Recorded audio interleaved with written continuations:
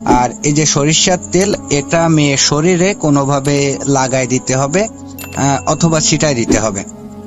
তো আমি বলে যাচ্ছি ঠিক আছে। পরবর্তীতে ডিম বের করে, 3টা ডিমের গায়ে 3 কালারের লেখা। একটা ডিমের গায়ে সাদা কালারের লেখা আরবিতে, আর একটা ডিমের উপরে কালো কালার দিয়ে লেখা, একটা ডিমের উপরে লাল কালার দিয়ে লেখা, সবই আরবিতে লেখা।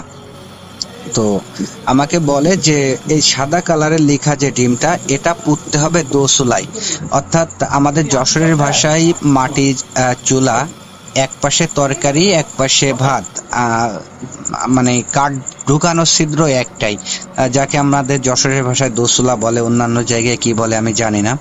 তো দোচুলায় পুঁততে হবে। মনে রাখতে হবে যেদিন রাতে তুমি এই ডিমটা পুঁতবা, ওই দিন পরের দিন সকাল বেলায় ওই চুলায় রান্না হওয়া লাগবে। তো আমি বলি যে আচ্ছা ঠিক আছে। আর লাল কালার আর কালো কালারের যে লেখা যে ডিম দুইটা, এটা পুঁততে হবে জোড়া কবরে, অর্থাৎ স্বামী স্ত্রীর কবরে। তো আমি বলি যে আচ্ছা ঠিক আছে। তো কবিরাজ এখানে বলে যে এই ডিম পুঁতা আর সরিষা পোড়ানো এটা একই রাতে করতে হবে, আর মনে রাখতে হবে রাত 12টার পরে 4টার ভিতরে করতে হবে, অর্থাৎ 12টার আগেও করা যাবে না, 4টার পরেও করা যাবে না। তো আমি সবকিছু বুঝে নিয়ে কবিরাজের কাছ থেকে বিদায় হয়ে বাড়ি চলে আসি। বাড়ি চলে এসে ভাবতে থাকি যে এখন কিভাবে কি করা যায়। আমার অতটাও সাহস ছিল না যে আমি একা একা কোনো কিছু করব। তো এখানে বলে রাখি, আমি কবিরাজের কাছে একটা প্রশ্ন করি যে আমি মানে একা একা কাজ করা যাবে কিনা বা অন্য কেউ করলে হবে কিনা। তো কবিরাজ আমাকে বলে যে একা একাই করতে হবে, কিন্তু অন্য যে কেউ করলে হবে। তো মনে রাখতে হবে যে সঙ্গে লোকও যাওয়া যাবে।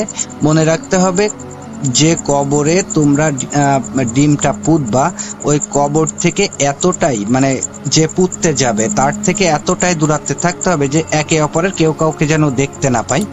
তো আমি বলি যে আচ্ছা ঠিক আছে। তো আমি বাসায় আসার পরে ভাবতে থাকি যে কি করব। তো একটা পর্যায়ে আমি মিনারুলের সাথে সব ঘটনা শেয়ার করি।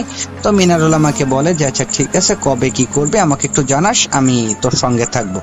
এখানে বলে রাখি, আমার ফুফুর বাড়ি আমাদের বাড়ির থেকে একটু দূরে। তো আমার ফুফাতো একটা ভাই আছে যার নাম হলো মামুন। আমরা 3 জন, মামুন, আমি আর মিনারুল, প্রায় সমবয়সী, চলাফেরা খেলাধুলা সব একসঙ্গে। তো আমি মামুনের সাথেও ঘটনাটা শেয়ার করি যে করছে, এখন কি করা যায়। তো মামুনও আমাকে বলে যে আচ্ছা ঠিক আছে, আমিও থাকবো তোর সাথে। তো আমরা একটা দিন ঠিক করি যে অমুক দিন এই কাজটা করব।